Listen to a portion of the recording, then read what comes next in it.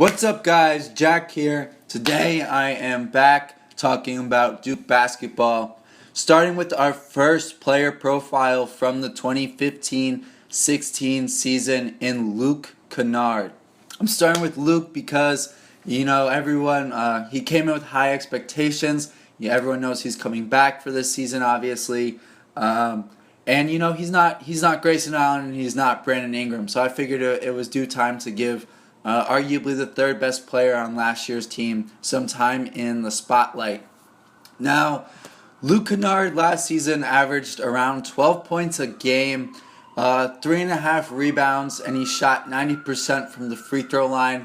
Those were his good statistics. He only shot 32% from the three-point line and 42% from the field, which were kind of low numbers for Luke. Although that number from the field is not so bad. It's really the three-point percentage that he really should improve on going into the season. I mean, for me, the fact that he was able to average 12 points a game as a guy who was labeled as a three-point marksman coming in to his freshman season and not shoot the three well is a good sign for his future. The things that really stood out to me about Luke's game, obviously, it's hard to get a good sense on the type of player a lot of these guys are before they get to college. So a couple things really jumped out to me. One, he really hustles. The guy is all over the court. He always has a knack for finding the basketball, whether it's with timely offensive rebounds or poking the ball free on a steal or diving for the ball. He always tends to be around the ball or, on the floor. In a way, he's kind of like, he's similar to Grayson Allen, but a little more subdued and therefore probably more likable. I know definitely more likable for non-Duke fans, obviously, since they all hate Grayson Allen. But I do think Luke Kennard has a very likable game. Obviously, that three-point shot wasn't on point last year consistently, but when it was on, he was lethal.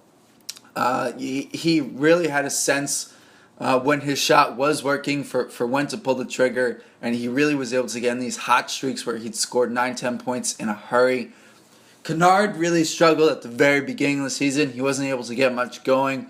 The light switch really turned on for him in the Utah State game. Back in November, he scored 22 points, hit 4 threes, and from then on, I'm not saying he was consistent by any means, but he had a more of an impact on a game-to-game basis where he'd score, usually around 10 to 12 points, and opposed to the first couple of games where he kind of struggled to get on the board there.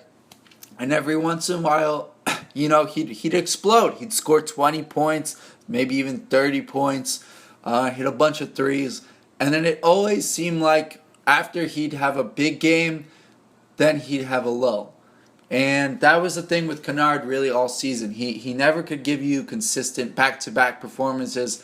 And even if he did, then that third game, was a shoo-in for kind of a down game from Kennard. And that's what we'll be looking for in the next season. Some more consistency out of him, especially shooting the ball from three.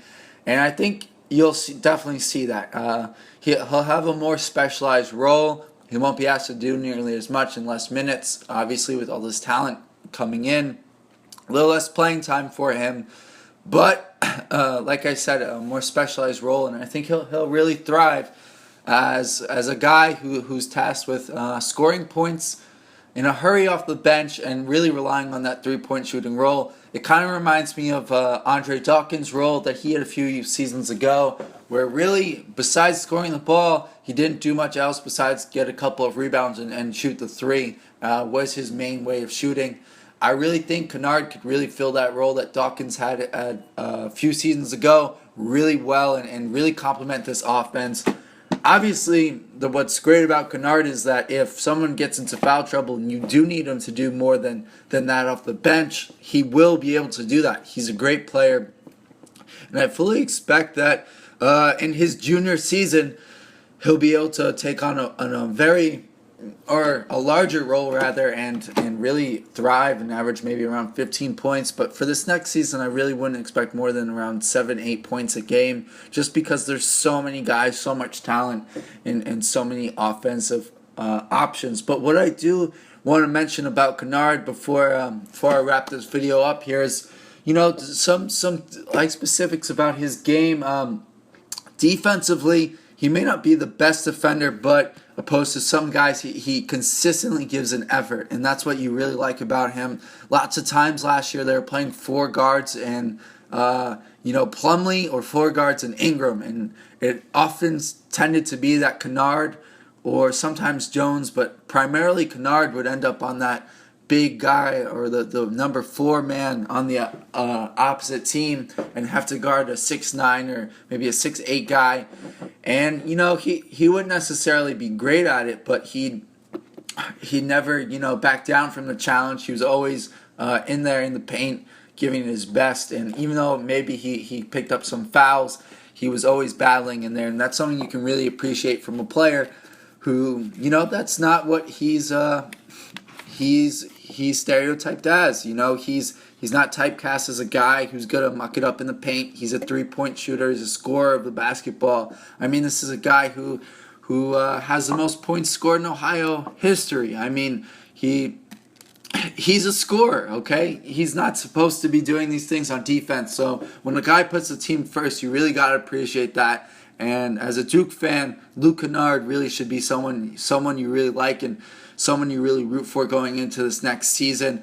I think he's going to have a good role next year and really help this team as a specialized scorer off the bench. It's going to be an important role, just a little bit more of a limited role than this past season, his freshman year. And like I said, I would anticipate then a big jump going into his junior year. I do think he'll be a better player this year. Again, just that smaller role. But guys, let me know, what do you think about Luke Kennard? What do you think his role will be in coming into this season? Let me know in the comments below, and don't forget to check out our other videos. Thanks for listening.